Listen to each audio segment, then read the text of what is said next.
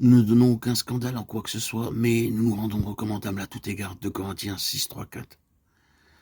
L'exposé de vie en Christ qui sont décrites dans les épîtres aux Corinthiens, aux Romains, nous montre une progression constante, un développement continuel de la vie qui jaillit du calvaire.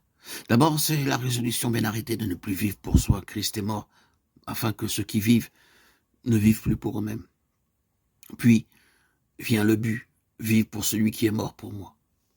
Le mobile de l'action concernant les autres, voir en chacun d'eux l'âme précieuse pour laquelle Christ est mort.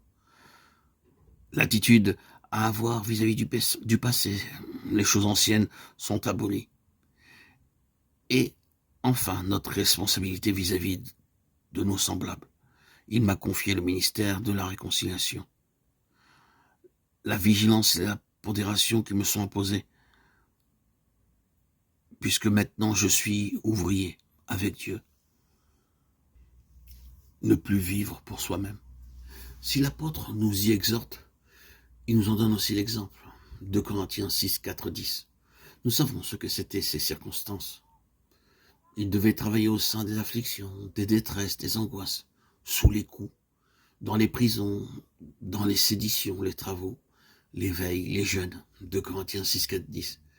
Mais au milieu même de ces circonstances adverses, la vie de Christ se manifesta en lui par la pureté, par la connaissance, la longanimité, la douceur, par l'Esprit Saint, et une charité sincère, une vie consacrée, une vie vraiment vécue avec la force divine qui lui communiquait le Saint-Esprit, et tout entière dédiée au service de l'amour divin. Le Saint-Esprit lui transmettait la vie qui manifestait parfaitement la puissance de Dieu parmi les contemporains de l'apôtre. Il était revêtu de l'armure, il connut les situations les plus diverses, l'honneur et l'ignominie, la mauvaise et la bonne réputation. Il fut traité d'imposteur, quoique véridique, ignoré ou méprisé, bien que connu, considéré comme mourant et cependant toujours vivant. Il est dans la souffrance, condamné par les hommes, frappé, cependant il n'est pas mis à mort. L'ennemi ne pouvait toucher à sa vie.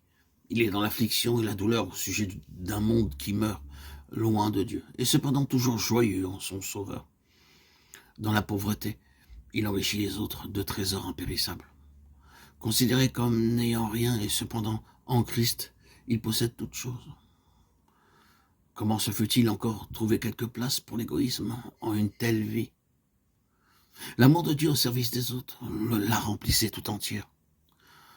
Enfant de Dieu, si tu es uni à ton Seigneur et semblable à lui en sa mort, tu connaîtras à ton tour cette vie qui jaillit du calvaire et marcheras ainsi comme Christ a marché, comme son serviteur Paul a marché, à la gloire de Dieu. Mesure donc ta vie à ce que tu as perdu plutôt qu'à ce que tu as gagné, aux souffrances que tu as traversées plutôt qu'aux joies. La puissance de l'amour réside dans le sacrifice. Qui a le plus souffert a le plus à donner.